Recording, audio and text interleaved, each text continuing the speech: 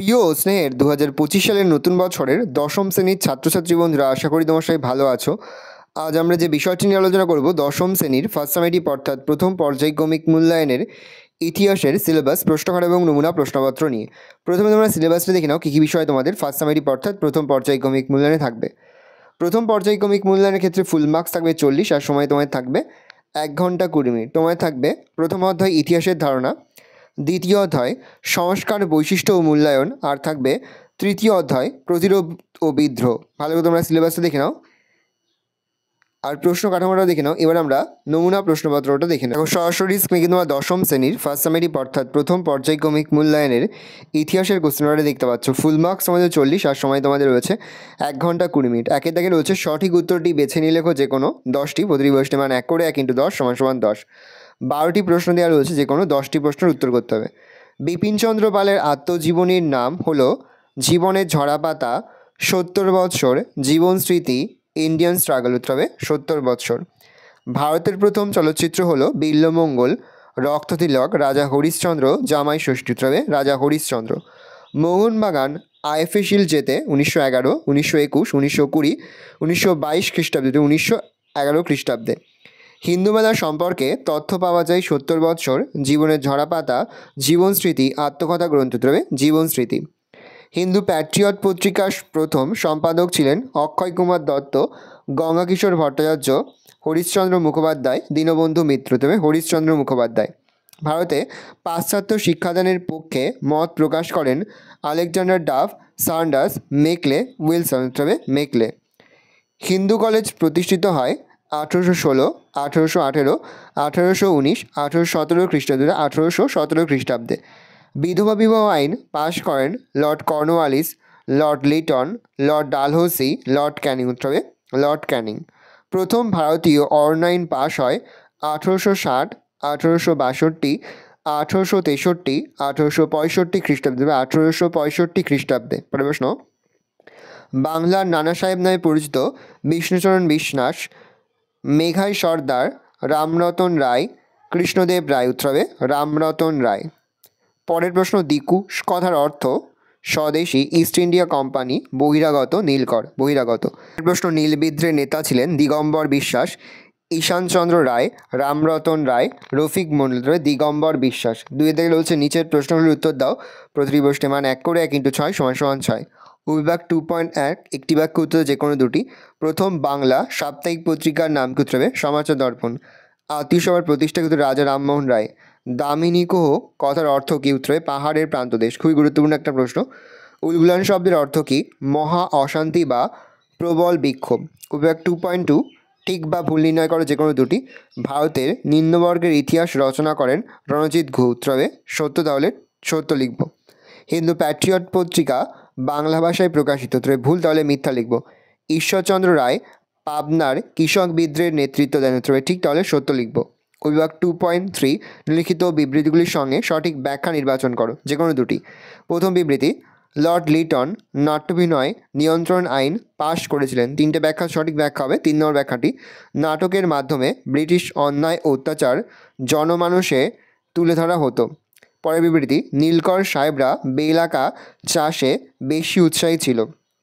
উত্তর হবে 1 নম্বর অপশানটি, বেলাকা চাষে নীলকরদের নিজের জমি প্রয়োজন হতো না। পরের বিবৃতি, ব্রিটিশ সরকার অরণ্য আইন পাশ করেন। সঠিক ব্যাখ্যা হবে 3 নম্বর ব্যাখ্যাটি। অরণ্য আইনের উদ্দেশ্য ছিল অরণ্য সম্পদের ওপর থেকে আদিবাসীদের অধিকার কেড়ে নেওয়া। পরের 3 দাগে 2টি অথবা 3টি বাক্যে নিম্নলিখিত প্রশ্নগুলির উত্তর দাও যে কোনো 4টি। প্রতিটি প্রশ্নের মান 2 করে 2 × 4 = 8। প্রথম প্রশ্ন খুবই গুরুত্বপূর্ণ। নতুন সামাজিক ইতিহাস বলতে কী বোঝো? রাজা সমাজের অভিজাত শ্রেণীর মানুষের আলোচনা ছাড়াও বর্তমানকালে সমাজের নিম্নবর্গের শ্রমজীবী শ্রেণীর সাধারণ মানুষ ইতিহাস চর্চার প্রাধান্য পায়। বিংশ শতকের দ্বিতীয়ার্ধে শুরু হওয়া এইরূপ ইতিহাস চর্চা নতুন সামাজিক ইতিহাস নামে পরিচিত। স্থানীয় ইতিহাস চর্চার গুরুত্ব কী? স্থানীয় ইতিহাস চর্চার বিশেষ গুরুত্বপূর্ণ কারণ 1, এর দ্বারা স্থানীয় অঞ্চলের সমাজ, অর্থনীতি, শিল্পকলা সম্পর্কে সুস্পষ্ট ধারণা পাওয়া যায় এবং স্থানীয় ইতিহাস জাতীয় ইতিহাসের উপাদান হিসাবে কাজ করে। মেকলে মিনিট কি? জনশিক্ষা কমিটির সভাপতি টমাস বেবিংটন মেকলে 1835 খ্রিস্টাব্দে 2রা ফেব্রুয়ারি ভারতে পাশ্চাত্য শিক্ষা বিস্তারের দাবিতে শিক্ষা সংক্রান্ত যে প্রস্তাব বড়লাট বেন্টিংয়ের কাছে পেশ করেন তা মেকলেমিট নামে পরিচিত। তিনি এই মেটে প্রাচ্য শিক্ষা ব্যবস্থাকে হেয় করে পাশ্চাত্য শিক্ষা প্রদানের কথা বলেন। শ্রীরামপুত্রই কাদের বলা হয়? উইলিয়াম কেরি, উইলিয়াম ওয়ার্ডস ও ম্যাক্সম্যান নামক 3 খ্রিস্টান মিশনারিকে একত্রে শ্রীরামপুত্রই বলা হয়। শ্রীরামপুরে তাদের কর্মক্ষেত্র, তাই এই নামকরণ। মুন্ডা বিদ্রোহের 2টি কারণ লেখো। মুন্ডা সমাজে যে খুদকাটি প্রথার প্রচলন ছিল, সরকার তার পরিবর্তন ঘটিয়ে জমিদারি ব্যবস্থা প্রচলন করলে তারা বিদ্রোহী হয়। এছাড়া বহিরাগত মহাজন দিকুদের অত্যাচার ও শোষণ মুন্ডা বিদ্রোহের ক্ষেত্রে প্রস্তুত করেছিল। পাবনা বিদ্রোহের প্রধান কারণগুলি কী ছিল? পাবনা বিদ্রোহের প্রধান কারণ ছিল, পাবনা বিদ্রোহ হয় 1870 খ্রিস্টাব্দে। 1. কৃষকদের ওপর অতিরিক্ত রাজস্ব বৃদ্ধি। 2. রাজস্ব আদায়ের নামে প্রজাদের ওপর অত্যাচার। 3. কৃষকদের মিথ্যা মামলায় জড়িয়ে ফেলা। পরে হচ্ছে 4 দাগে 7 বা 8টি বাক্যে নিম্নলিখিত প্রশ্নগুলির উত্তর দাও, যে কোনো 2টি। প্রশ্নের মান 4 করে 4 গুণ 2 = 8। সরলাদেবী চৌধুরানীর আত্মজীবনী জীবনের ঝরাপাতা খণ্ডটি ইতিহাস চর্চায় গুরুত্বপূর্ণ কেন? উত্তরে দেখে নাও। সরলাদেবী চৌধুরানী ছিলেন কবিগুরু রবীন্দ্রনাথ ঠাকুরের বড় দিদি, স্বর্ণকুমারী দেবীর কন্যা। তিনি ছিলেন একধারে কবি, সাহিত্যিক, শিক্ষাবিদ, রাজনীতিক, বহুমুখী প্রতিভার অধিকারী। সরলাদেবী আত্মজীবনীর নাম হলো জীবনের ঝরাপাতা। এই আত্মজীবনী ইতিহাসের উপাদান হিসাবে বিশেষ গুরুত্বপূর্ণ। পয়েন্টস করবে সামাজিক ইতিহাসের উপাদান। জীবনের ঝরাপাতা আত্মজীবনীতে সামাজিক ইতিহাসের প্রচুর উপাদান রয়েছে। এই গ্রন্থে একদিকে যেমন একজন মেয়ের বড় হয়ে ওঠার কাহিনী, তেমনি সেই সময়ে সমাজের নানা খণ্ডচিত্র সুপরিস্ফুট। এই গ্রন্থ থেকে অভিজাত পরিবারের কায়দা কানুন, দায়মা দিয়ে সন্তান পালন, গৃহশিক্ষক প্রথা প্রভৃতি নানা গুরুত্বপূর্ণ তথ্য পাওয়া যায়। পরের পয়েন্ট করবে সাংস্কৃতিক ইতিহাস। গ্রন্থ থেকে সমকালীন ইতিহাস, সঙ্গীতের ইতিহাস, নারী শিক্ষার নানান দিক জানা যায়। এই গ্রন্থটি ছিল 19 শতকের দ্বিতীয়ার্ধে বাংলাদেশের নারী সমাজের ইতিহাসের একটি গুরুত্বপূর্ণ দলিল। রাজনৈতিক ইতিহাসের উপাদান। গ্রন্থটিতে প্রসঙ্গক্রমে স্বাধীনতা আন্দোলনের নানা তথ্য উঠে এসেছে। অগ্নিযুগে অগ্নিকন্যা সরলাদেবীর ওপর গান্ধীজির প্রীতির সম্পর্ক সুবিদিত হলেও তিনি গান্ধীজির অহিংসা নীতি পরিত্যাগ করে বিপ্লবী জাতীয়তাবাদের সমর্থক হয়ে ওঠেন। তার আত্মজীবনী থেকে জানা যায় যে মহারাষ্ট্রে যখন শিবাজী উৎসব জাতীয় আন্দোলনে রূপ নিয়েছে, তখন কলকাতায় তিনি প্রতাপাদিত্য উৎসব পালন করেন। এছাড়া তিনি বীরাষ্টমী ব্রতও পালন করেন। তার সাংগঠনিক প্রতিভার স্বাক্ষর বহন করে। এইভাবে ছোট বড় গভীর ব্যঞ্জনময় বর্ণনার ফলে গ্রন্থটি ইতিহাসের অন্যতম দলিলে পরিণত হয়েছে। পরের প্রশ্ন খুবই গুরুত্বপূর্ণ। আধুনিক ভারতের ইতিহাসের উপাদান হিসাবে সরকারি নথিপত্রের গুরুত্ব কী? ইতিহাসের উপাদান হিসাবে সরকারি নথিপত্রের গুরুত্ব। ভূমিকা। আধুনিক ভারতের ইতিহাসের রচনার ক্ষেত্রে বিভিন্ন সরকারি নথিপত্র, যেমন সরকারি প্রতিবেদন, পুলিশ, গোয়েন্দা, সরকারি আধিকারিক প্রমুখের প্রতিবেদন, বিভিন্ন বিবরণ, চিঠিপত্র প্রভৃতি উপাদানের যথেষ্ট গুরুত্ব রয়েছে। যেমন 1. বৈপ্লবিক কর্মকাণ্ড।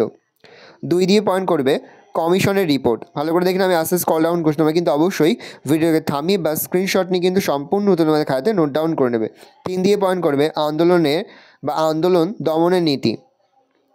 4 দিয়ে পয়েন্ট করবে ভারতীয়দের সংস্কার। 5 দিয়ে পয়েন্ট করবে একমাত্র নির্ভরযোগ্যতা। পরের প্রশ্ন খুবই গুরুত্বপূর্ণ এবছরের পরীক্ষার জন্য। বাংলায় নীল বিদ্রোহের কারণগুলি উল্লেখ করো। এটি কিন্তু এবছর অর্থাৎ 2026 সালের মাধ্যমিক পরীক্ষার জন্য খুব গুরুত্বপূর্ণ। ভূমিকা। 19 শতকে ইউরোপের বিভিন্ন দেশে থেকে নীলকররা ভারতে এসে নীলের লাভজনক ব্যবসায় যুক্ত হয়ে পড়ে। তাদের অত্যাচার ও শোষণে অতিষ্ঠ হয়ে বাংলার নীল চাষিরা বিদ্রোহ করে, যা নীল বিদ্রোহ নামে পরিচিত। এই বিদ্রোহের বিভিন্ন কারণ ছিল, যেমন 1. চাষির ক্ষতি। নীল চাষে চাষির যে খরচ হতো উৎপাদিত সেই নীল বিক্রি করে লাভ তো দূরের কথা, খরচের অর্থ উঠত না। তাছাড়া নীল চাষ করতে গিয়ে খাদ্যশস্য চাষ বন্ধ হয়ে গেলে চাষির ঘরে খাদ্রাভাব দেখা দেয়। 2. নীলকরদের অত্যাচার। নীলকর সাহেবরা চাষিদের জোর করে নীল চাষে বাধ্য করত। নীল চাষে রাজি না হলে চাষিকে নীলকুঠিতে আটকে রেখে তার ওপর শারীরিক নির্যাতন চালানো হতো। বাড়ির মহিলাদের সম্মানহানি করা হতো, এমনকি চাষির ঘরবাড়িতে আগুন লাগিয়ে দেওয়া হতো। 3 দাদন প্রথা। নীলকররা চাষিকে বিঘা প্রতি 2 টাকা অগ্রিম দাদন দিয়ে চাষিকে ঋণের জালে জড়িয়ে ফেলত। কোনো চাষি একবার দাদন নিলে তা আর কখনোই পরিশোধ হতো না। আবার দাদন না নিলে চাষির গরু বাছুর নীলকুঠিতে নিয়ে আটকে রাখা হতো। পঞ্চম আইন। সরকার 1830 খ্রিস্টাব্দে পঞ্চম ও সপ্তম আইন পাশ করে জানায় যে কোনো চাষি দাদন নিয়ে নীল চাষ না করলে তা অপরাধ বলে গণ্য হবে এবং চাষির কারাদণ্ড হবে। সরকার একাদশ আইন পাশ করে জানায় যে যেসব চাষি নীলকরদের কাছ থেকে দাদন নিয়েছে তারা নীল চাষ না করলে তাদের বিঘা প্রতি 10 টাকা ক্ষতিপূরণ দিতে হবে এবং তাদের 3 মাসে কারাদণ্ড হবে। পরের পয়েন্ট করবে দস্তুরি প্রথা। নীলকরদের কর্মচারীরা নীল চাষিদের কাছ থেকে জোর করে দস্তুরি বা ঘুষ আদায় করত, ফলে চাষিদের আর্থিক দুর্দশা ক্রমশ বাড়তে থাকে। শাসকদের অবিচার। উচ্চরিত নীল চাষিরা নীলকরদের বিরুদ্ধে অভিযোগ জানিয়ে কখনো ন্যায় বিচার পেতেন না। পরের প্রশ্ন, নারী শিক্ষা প্রসারে ঈশ্বরচন্দ্র বিদ্যাসাগরের কী ভূমিকা ছিল? পয়েন্ট করবে নারী শিক্ষা প্রসারে বিদ্যাসাগরের ভূমিকা, অর্থাৎ ঈশ্বরচন্দ্র বিদ্যাসাগরের ভূমিকা। পয়েন্ট করে ভূমিকা।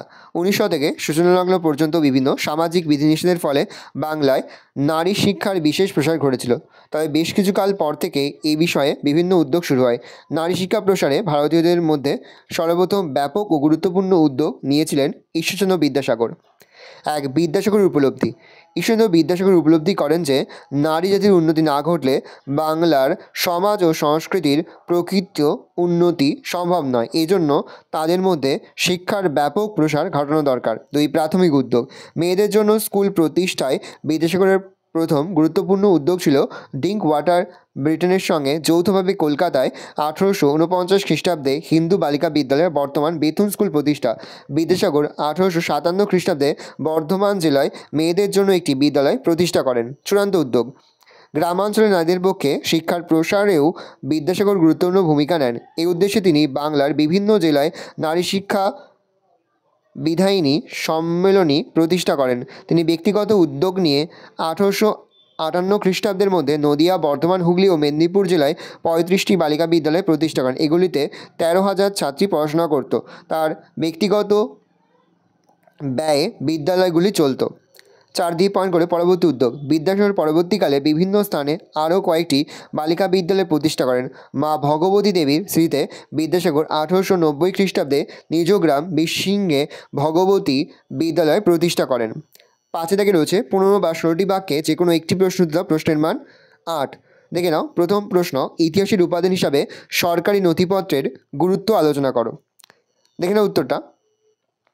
পয়েন্ট করবে উপাদান হিসাবে গুরুত্ব। 1 দিয়ে পয়েন্ট করবে তথ্যের নির্ভরতা। 2 দিয়ে পয়েন্ট করবে গোপন তথ্যের আধার। 3 দিয়ে পয়েন্ট করবে সরকারি দৃষ্টিভঙ্গি। 4 দিয়ে পয়েন্ট করবে সরকারি কর্মকাণ্ড। শেষ পয়েন্ট করবে মূল্যায়ন।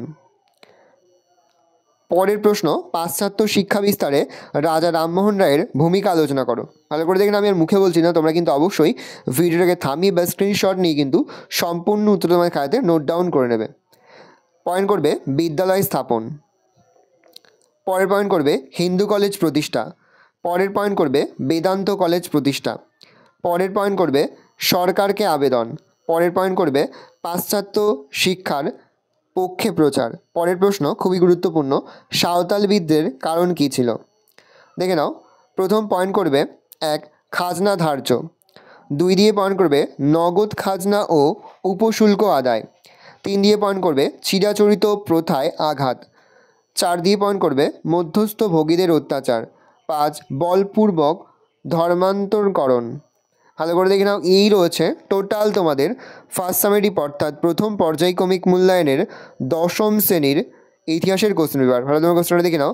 আশা করি ভিডিওটা ভালো লেগেছে। ভিডিওটা ভালো লাগলে ভিডিওকে লাইক করতে ভুলবেন না। আমার চ্যানেল নতুন হওয়া লাল করে সাবস্ক্রাইব প্রেস করে পাশে বেল আইকন প্রেস করে যখন নতুন করে ভিডিও আপলোড করি সবার ফার্স্ট নোটিফিকেশন তোমরা পেয়ে যাও। আর এই ভিডিওটি তোমার বন্ধু বান্ধবী আত্মীয়স্বজন সবার মধ্যে কিন্তু অনেক শেয়ার করে যেটা বছর 10ম শ্রেণীতে পড়ছে। আমরা কিন্তু ইতিমধ্যেই 10ম শ্রেণীর প্রতি বিষয়ের সিলেবাস, প্রশ্নকার এবং নমুনা প্রশ্নপত্র কিন্তু আপলোড করি। তার পাশাপাশি প্রতি বিষয়ের লাস্ট মিনিট সাজেশনও কিন্তু আপলোড করি। তোমাদের এখনও পর্যন্ত সেই ভিডিওগুলো না দেখে থাকো, ভিডিওগুলো কিন্তু তাড়াতাড়ি দেখে নাও। তোমাদের সকলকে জানাই আগাম পরীক্ষার অনেক শুভেচ্ছা এবং অভিনন্দন। একেবারে ভিডিও শেষে স্ক্রিনে তোমরা একটা প্লেলিস্ট দেখতে পারবে, তারপরে ক্লিক করলে সমস্ত ভিডিওগুলো কিন্তু তোমরা পর দেখে নিতে পারবে। আজ আমরা যে প্রশ্ন উত্তরগুলি নিয়ে আলোচনা করলাম, প্রতিটি প্রশ্ন উত্তরই কিন্তু এবছরের পরীক্ষার জন্য খুবই গুরুত্বপূর্ণ, সেহেতু প্রতিটি প্রশ্ন উত্তরই তোমাদের খাতায় লিখে তোমরা কিন্তু মুখস্থ করে ফেলবে।